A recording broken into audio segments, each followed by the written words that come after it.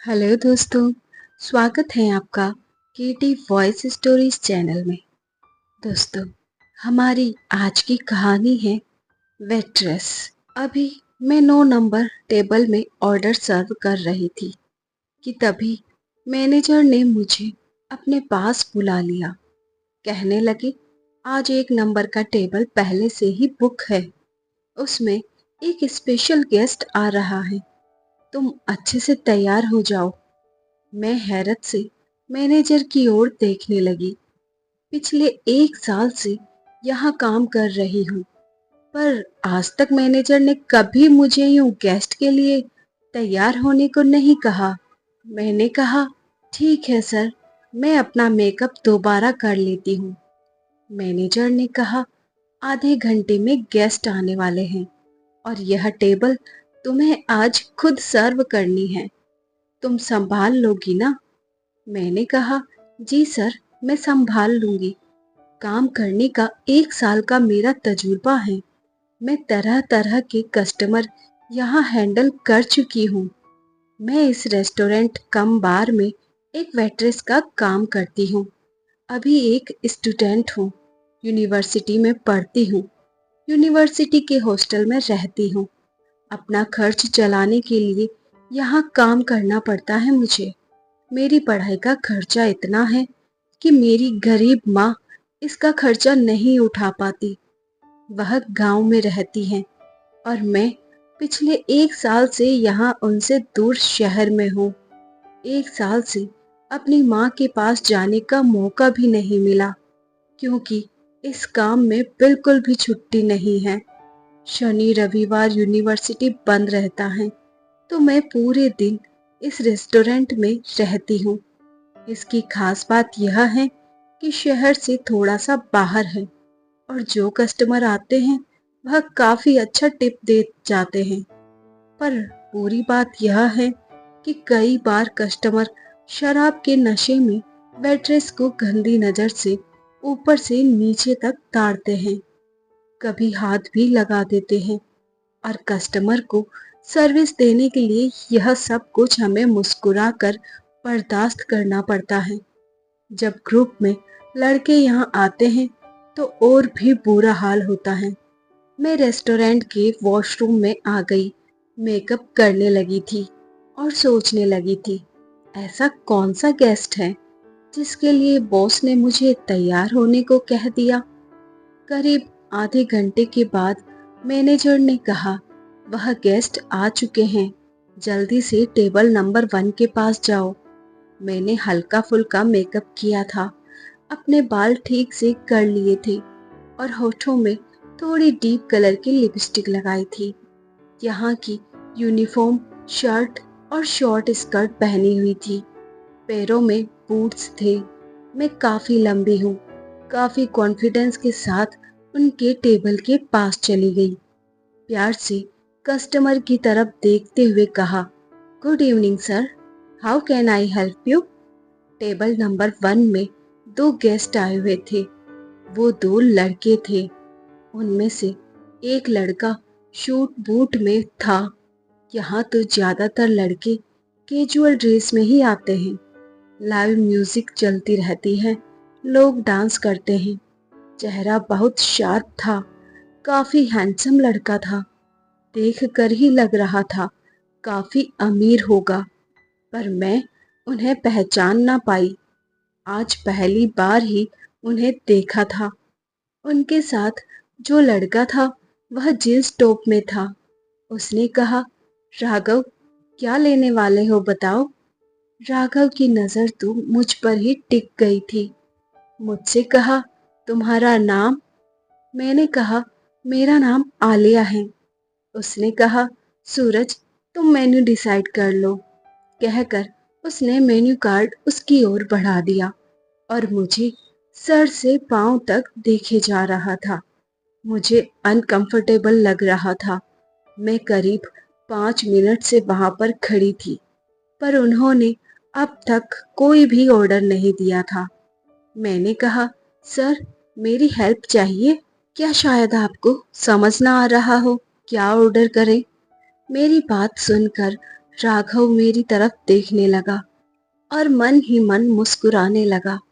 न जाने मुझे देखकर वह क्या सोच रहा था। उसका दिमाग पढ़ पाना मेरे बस की बात नहीं थी, पर मुझे अब गुस्सा आने लगा था।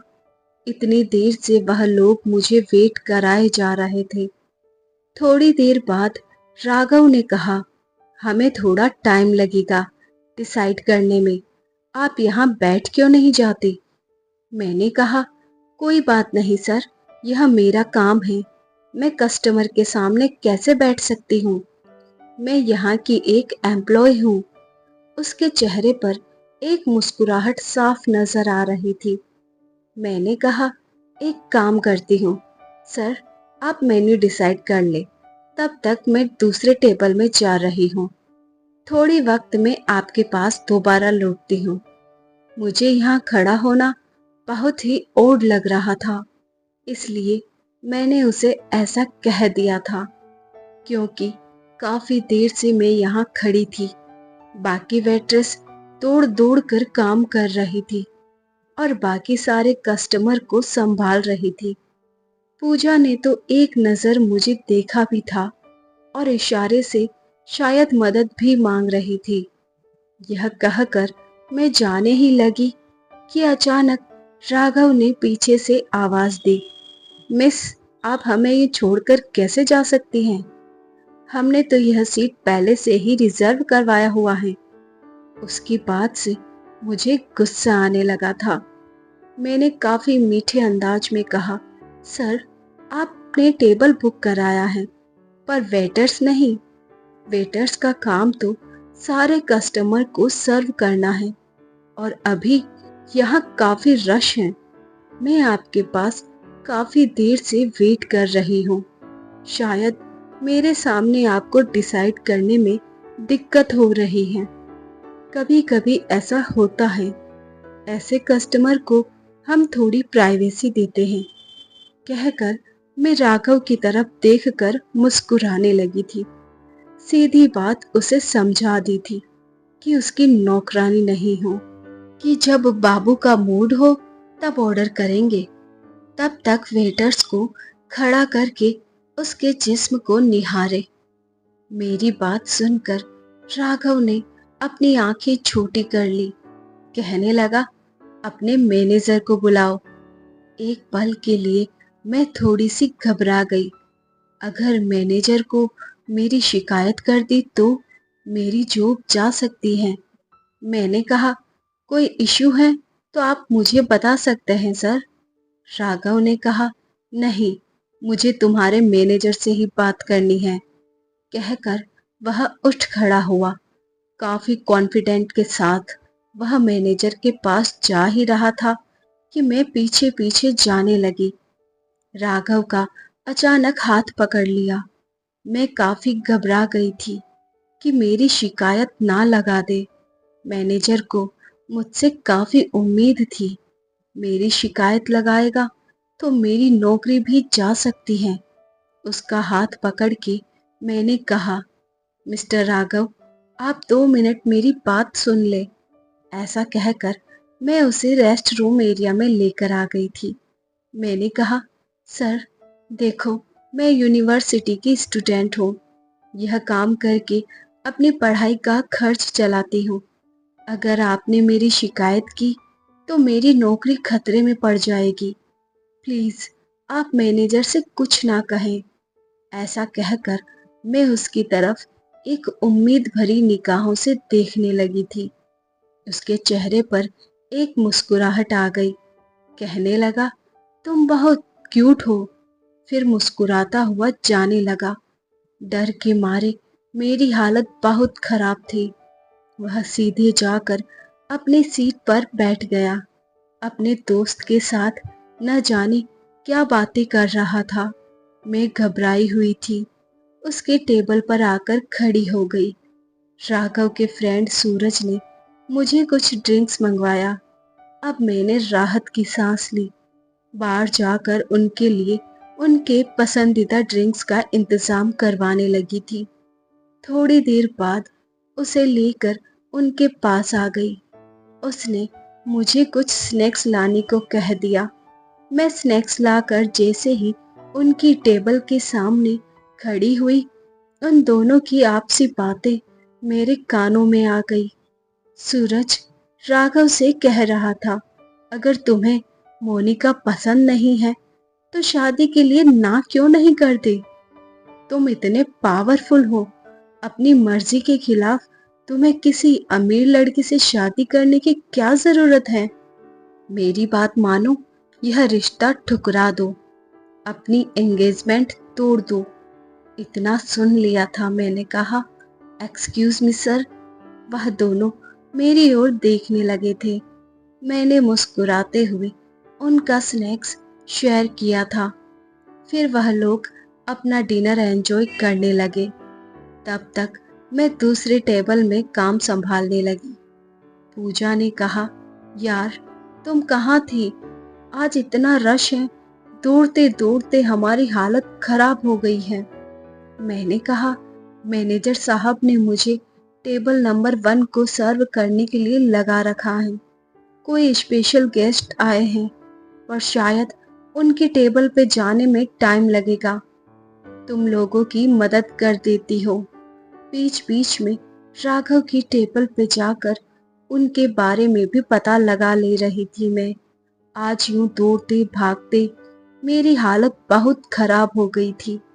राघव ने इशारे से मुझे बुला लिया और बिल लाने को कहा। मैं बिल लेकर उनके टेबल पे आ गई थी।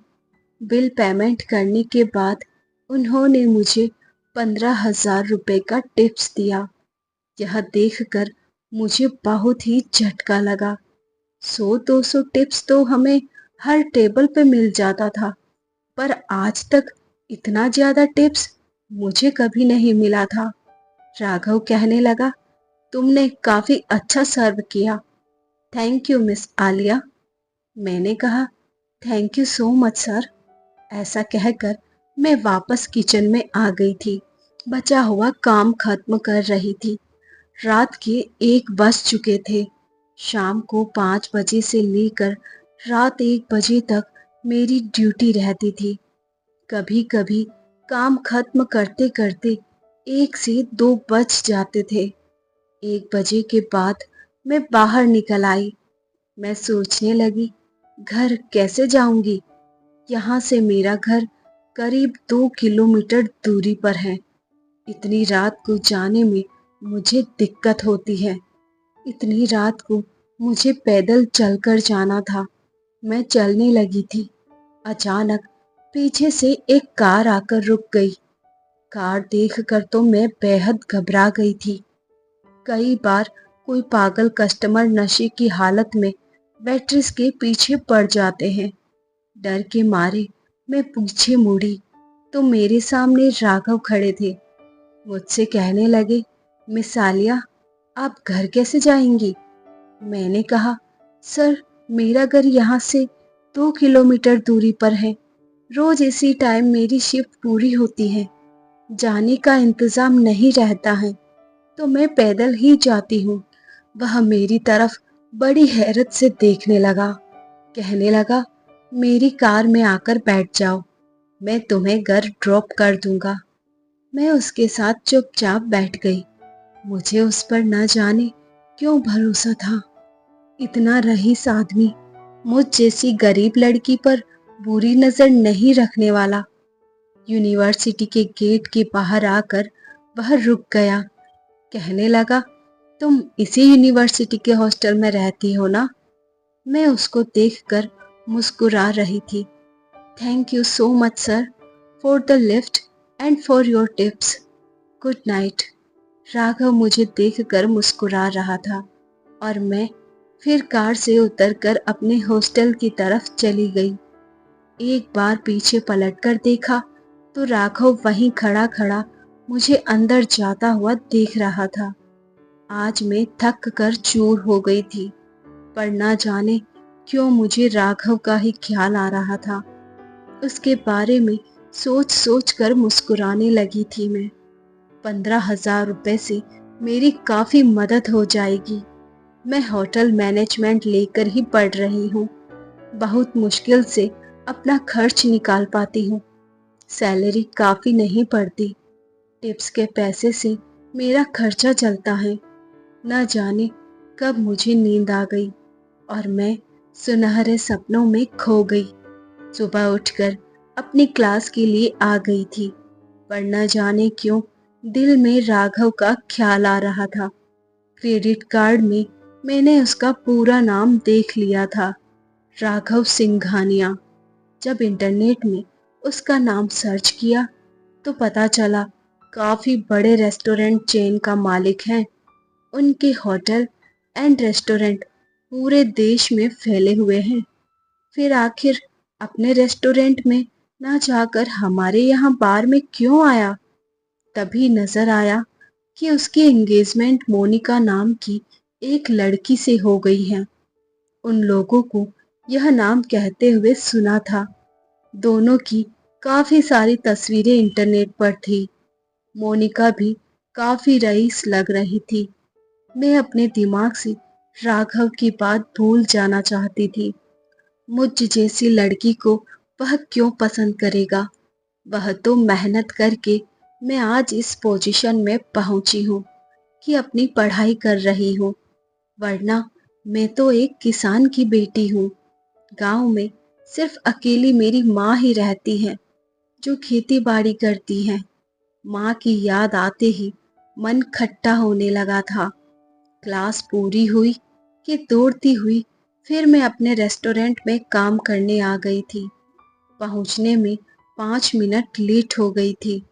मैनेजर ने मुझे अपने पास बुला लिया। कहने लगा, आलिया, तुम आज भी लेट हो। तुमसे कितनी बार कहा है कि टाइम से यहाँ आ जाया करो, ताकि कस्टमर आने से पहले सब तैयारी हो सके। मैंने कहा, सॉरी सर, कॉलेज खत्म होते ही मैं यहाँ दौड़ती हुई आई हूँ। आपको तो पता है मैं स्टूडेंट हूँ। वो कहने लगा, देखो, यह प्रोफेशनल जगह है। रोज रोज तुम्हारा यह बहाना नहीं चलेगा। मैं ऐसी लड़की को काम पर नहीं रख सकता। तुम कहीं और जाकर काम ढूंढ लो। मैनेजर की बात सुनकर मुझे बड़ा झटका लगा था। 1 साल से मैं यहाँ काम करती हूँ और एक झटके में उन्होंने मुझे काम से निकाल दिया। मैंने कहा, सर, मैं 10 मिनट ही लेट हूँ, लेकिन हर रोज छुट्टी के टाइम 1 बजे के बाद तक रुकती हूँ। आप जानते हैं कि रोज निकलते निकलते 1 से 2 बज जाते हैं। मैं एक्स्ट्रा आवर्स काम करके तो देती हूँ, फिर आप मुझे काम से क्यों निकाल रहे हैं? यह काम मेरा बहुत बड़ा सहारा है। यह चला जाएगा तो मैं अपनी पढ़ाई का खर्च कैसे पूरा करूंगी? मैनेजर ने कहा, तुम्हारा जो एटीट्यूड है, तुम्हें कहीं भी काम नहीं मिलेगा। यह सुनकर मेरी आंखों में आंसू आ गए थे। मैं होटल मैनेजमेंट लेकर ही पढ़ रही हूँ। यह काम मैं अपने एक्सपीरियंस में दिखा सकती थी। अभी 1 साल की पढ़ाई रह गई है। मैं क्या करूँगी? मेरी कुछ भी समझ में नहीं आ रहा था। रोती रोती पैदल मैं घर जाने लगी। अचानक मुझे एहसास हुआ कोई मेरा पीछा कर रहा है। जब पीछे मुड़कर देखा तो वहां कोई भी नजर नहीं आया। मैं चलने लगी थी, लेकिन बार बार मुझे एहसास हो रहा था मुझ पर कोई नजर बनाए हैं। मैंने सोचा, शायद आज मेरे साथ इतना बुरा हुआ है, इसी वजह से ऐसा महसूस कर रही हूँ। रास्ते में पूजा का फोन भी आ गया था। मैं फोन पर रोने लगी थी। कहने लगी, मैंने इस रेस्टोरेंट में 1 साल दिया और एक झटके में उन्होंने मुझे काम से निकाल दिया। उसने कहा, बात मुझे कुछ और ही लगती है। मैनेजर के पास किसी का फोन आया था, उसके बाद ही उसने तुम्हें काम से निकालने का फैसला किया था। उसकी बात सुनकर मुझे एक झटका लगा। मैंने सोचा कि आखिर कौन हो सकता है जिसने मेरी शिकायत मैनेजर से लगाई। अभी कुछ दिन पहले कुछ लड़के शराब के नशे में मेरे साथ बदतमीजी की थी। मैंने उन लोगों को डांट दिया था। कहीं यह वजह तो नहीं, क्योंकि उस दिन काफी तमाशा हुआ था। मैनेजर ने 1 बजे ही मुझे यहाँ से जाने को कह दिया था। मैं अपने हॉस्टल वापस आ गई थी। बेहद परेशान थी। कल से मुझे दोबारा काम ढूंढना होगा, नहीं तो मैं खर्चा नहीं निकाल पाऊंगी। यही सोच रही थी कि तभी मेरे मोबाइल में किसी का कॉल आ गया। मैंने फोन पिक किया तो सामने वाला कहने लगा, मैं सूरज हूँ, कल तुम्हारे रेस्टोरेंट में आया था। मैंने कहा, आई एम सॉरी सर, पर आज मैं रेस्टोरेंट में नहीं हूँ। आज आपकी कोई मदद नहीं कर पाऊंगी। मेरी नौकरी चली गई है। उसने कहा, पर तुमने तो काफी अच्छे से हमें सर्व किया था। मैंने कहा, सर, शायद किसी ने मेरी शिकायत लगाई होगी, तभी मेरा काम चला गया। उसने कहा, तुम फिक्र मत करो, मैं राघव से बात करके देखता हूँ। शायद उसके होटल में तुम्हें कोई काम मिल जाए। मुझे काम की सख्त जरूरत थी। आधे घंटे के बाद सूरज का फोन आ गया। वो बोला, जो एड्रेस भेजा है वहां आधे घंटे में आ जाओ इंटरव्यू देने। मैं तुरंत ही वहां से इंटरव्यू देने निकल गई, पर सोचने लगी, आखिर सूरज को मेरा कांटेक्ट नंबर कहाँ से मिला? मैंने तो अपना नंबर नहीं दिया था। आधे घंटे में इंटरव्यू का भी अरेंजमेंट कर दिया। मुझे बहुत ही अजीब सा लग रहा था, पर पता नहीं था आगे मेरा क्या इंतजार कर रहा है। जैसे ही यूनिवर्सिटी गेट से बाहर निकली, मुझे दूसरा झटका लगा, क्योंकि गेट के सामने राघव खड़ा था। मैं हैरत भरी निगाहों से उसे देखने लगी। कहने लगा, मैं तुम्हारा इंतजार कर रहा था, आओ कार में बैठ जाओ। मैंने कहा, मुझे इस एड्रेस पर जाना है इंटरव्यू देने। वो मुस्कुराने लगा, कहने लगा, यह मेरी ही कंपनी है। उसके साथ न जाने क्यों मुझे आज अजीब सा फील हो रहा था। राघव मन ही मन मुस्कुराने लगा। अचानक मुझसे कहा, मुझे माफ कर देना, तुम्हारी यह जॉब मेरी वजह से गई है। उसकी बात सुनकर मैं बिल्कुल शॉक्ड हो गई। मैंने कहा, तुमने मेरी शिकायत लगाई? उसने मुस्कुराकर कहा, ज्यादा कुछ कहना नहीं पड़ा।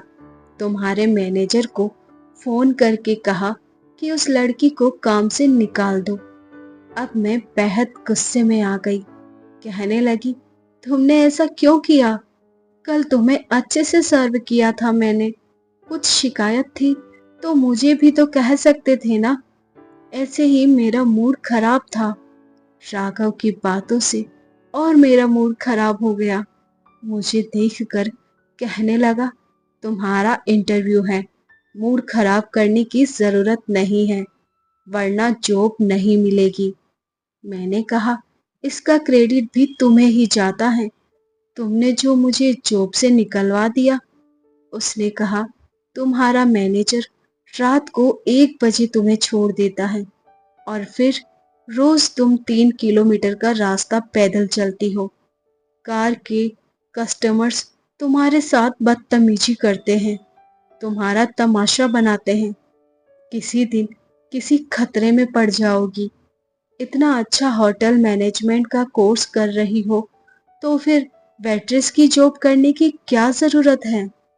सपने ऊंचे होंगे तो ही ऊंचाई तक पहुंच पाओगी, वरना इसी में उलझ कर रह जाओगी। उसकी बातें मुझे कड़वी जरूर लग रही थी, पर वह सच कह रहा था, तो मैं शांत हो गई, गहरी सांस लेने लगी। राघव ने खुद ही मेरा इंटरव्यू लिया था और मुझे रिसेप्शन में जॉब दिला दी। कहने लगा, तुम्हारी डिग्री पूरी होते ही मैं चाहता हूँ कि तुम मैनेजर की पोस्ट संभाल सको। वह मेरी तरफ देखकर फिर मुस्कुरा रहा था। कहने लगा, तुम्हें और हॉस्टल में रहने की जरूरत नहीं है। यहाँ मेरे स्टाफ के रहने का इंतजाम रहता है। तुम्हारे लिए एक कार की व्यवस्था कर दूंगा। रोज सुबह का क्लास चली जाना और उसी कार में वापस आकर अपनी ड्यूटी संभाल लेना। मैं उसकी तरफ देखकर कहने लगी, थैंक यू सर। उसने कहा, मुझे तुम राघव करके ही पुकार सकती हो, कहकर मेरा हाथ मिलाने के लिए अपना हाथ आगे बढ़ाया। मैंने उसके हाथ को छुआ। हम दोनों ने हल्के से हैंडशेक किया। होटल के मैनेजर ने मुझे मेरा काम दिखा दिया था। आज पहला दिन मैं रिसेप्शन में बैठी थी। मेरा शिफ्ट खत्म होने के बाद मैं अपने कमरे में आ गई। मैंने सोचा, आज एक पल में मेरी जिंदगी कहाँ से कहाँ आ गई। मेरी सैलरी भी काफी बढ़ चुकी थी। राघव ने पूछा था, तुम्हारी सैलरी कितनी है? मैंने कहा, मेरी सैलरी के साथ साथ ऊपर की कमाई भी है। महीने के 20,000 रुपए कमा लेती हूँ। वो मुझे देखकर मुस्कुराने लगा, कहने लगा, तुम्हें मैं 40,000 यहाँ सैलरी दूंगा, चलेगा ना? उसकी बात सुनकर मेरी आंखें फटी की फटी रह गई। यहाँ मुझे कस्टमर्स की गंदी नज़र भी नहीं सहनी थी। बैठकर काम करना था। खाली समय में अपनी पढ़ाई भी कर सकती थी। यही सोचते सोचते मैं सो गई। ऐसे ही 2-3 दिन काफ़ी अच्छे से मेरा काम चला। मैं काम समझने लगी थी। मुझे काफ़ी खुशी मिल रही थी। एक दिन रात को मैं सोने गई, तभी अचानक राघव का कॉल आ गया। कहने लगा, मेरी प्रेसिडेंसी सूट में आ जाओ, अभी के अभी।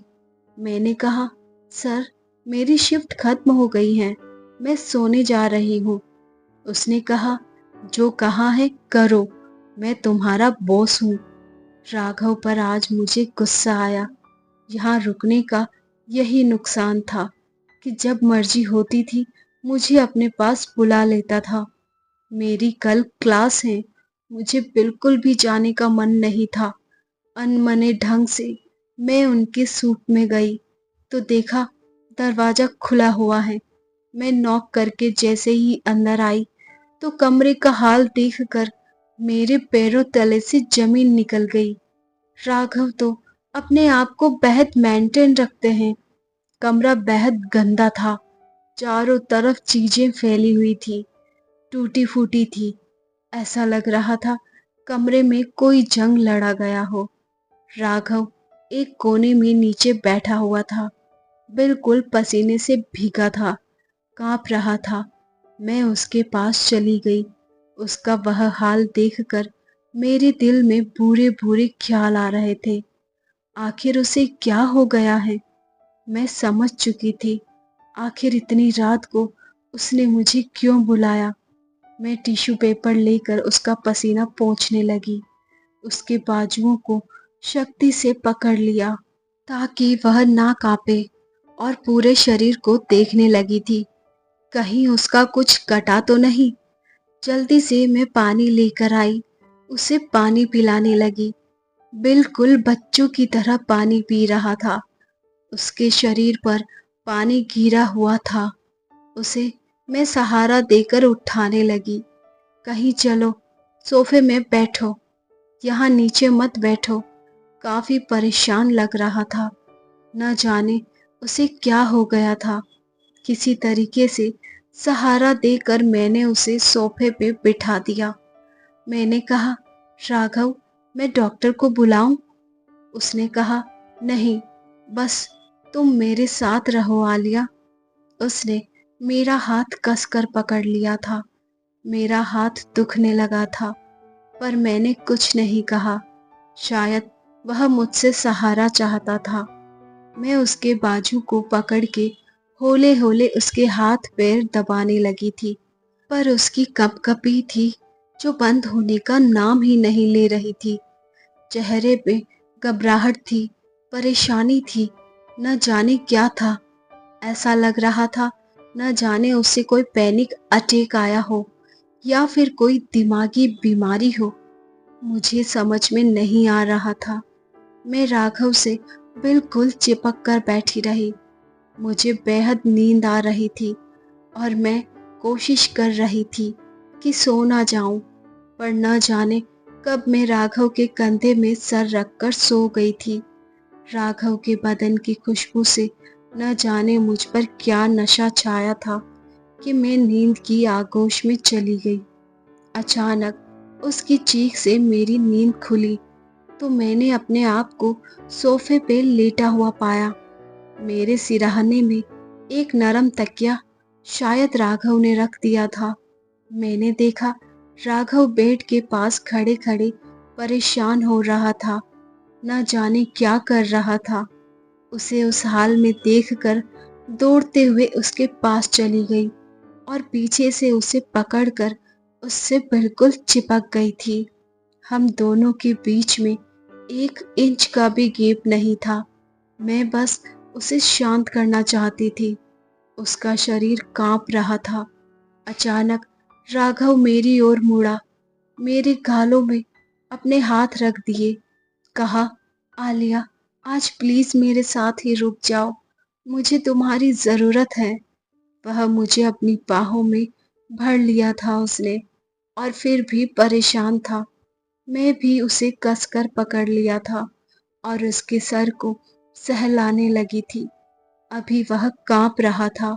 मैंने कहा, राघव, सोने की कोशिश करो, चलो मैं तुम्हारा सिर दबा देती हूँ। मैं उसे बिस्तर पर ले गई।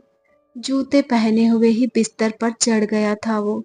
उसे तो मानो किसी भी चीज का होश नहीं था। अब भी सूट बूट में ही था। मैंने कहा, अपना सूट उतार दो। मैंने उसके सूट और जूते उतार दिए और शर्ट के बटन खोलने लगी थी कि तभी उसका खुला सीना मेरे सामने आ गया। मैंने अपने हाथ उसके सीने पे रख दिए थे और उसे सहलाने लगी थी। मैं उसके बेहद करीब चली गई। राघव को पता नहीं क्या हुआ, उसने मुझे कसकर अपने करीब खींच लिया और मुझे चूमने लगा था। उस रात को मेरे साथ मदहोश होने लगा था। कोई हद पार नहीं की थी उसने, क्योंकि वह पहले से ही तकलीफ में था। शायद मुझे इसीलिए प्यार कर रहा था। अपने अंदर की किसी शैतान से लड़ रहा था। मुझे समझ नहीं आया आखिर हुआ क्या है। कब मैं फिर से सो गई मुझे पता नहीं चला। जब सुबह उठी तो कमरे का हाल देखकर शॉक्ड हो गई। उसका कमरा बिल्कुल टिप टॉप था। ऐसा लग ही नहीं रहा था रात को यहाँ ऐसी हलचल हुई है। मैं जल्दी से उठ गई थी। मुझे यूनिवर्सिटी जाना था। मैं अपने कमरे में आ गई। तभी होटल के मैनेजर का फोन आ गया। कहने लगा, आज रिसेप्शन तुम संभाल लो। मैंने कहा, मुझे यूनिवर्सिटी जाना है। उसने कहा, आज छुट्टी ले लो। जो लड़की रिसेप्शन पे थी वो बहुत बीमार है। दिन के वक्त रिसेप्शन खाली नहीं रख सकते। प्लीज आज के लिए तुम एडजस्ट कर लो। मैं तैयार होकर नीचे रिसेप्शन में आ गई थी। तभी मेरी नजर राघव पर पड़ी, जो अपने स्टाफ को गुड मॉर्निंग कह रहा था। मुझसे नजरें नहीं मिला रहा था। मुझे इग्नोर करके वह अपने केबिन में चला गया। मैंने पेंट्री में कॉल करके राघव के लिए कॉफी मंगवा दी थी। थोड़ी देर बाद इंटरकॉम बजा। राघव ने मुझे अपने पास बुला लिया। उसके पास जाकर मैं खड़ी हो गई और कहा, गुड मॉर्निंग सर। उसने कहा, आलिया, बैठो, मुझे तुमसे बात करनी है। कल रात न जाने मुझे क्या हो गया था। मुझे कभी कभी ऐसा होता है, मुझे भ्रम हो जाता है, मुझे शैतान नजर आने लगता है और मैं यूं ही कांपने लगता हूँ। कल तुमने मेरी बेहद मदद की। मुझे लगता है तुम मुझे संभाल लोगी, इसलिए मैं तुम्हें आज से नई जॉब देने जा रहा हूँ। आज तुम्हारी आखिरी रिसेप्शन की जॉब है। उसके बाद तुम दूसरा जॉब करोगी। मैं बड़ी ही हैरत के साथ राघव की तरफ देखने लगी। कहने लगी, कौन सा जॉब? उसने मुस्कुराकर कहा, मेरी पत्नी का जॉब, इस होटल चेन के मालिक की जॉब। अब सब कुछ तुम मेरे साथ चलाओगी, मेरी जीवन संगिनी बनकर। तो दोस्तों, ये थी हमारी आज की कहानी। आई होप आपको पसंद आई होगी। ऐसी और कहानियों के लिए बने रहिए हमारे साथ। अपना प्यार और सपोर्ट दीजिए। चैनल पर नए हैं तो सब्सक्राइब करें, साथ में बेल आइकन प्रेस करें ताकि न्यू स्टोरी का नोटिफिकेशन आपको मिल सके। Thank you.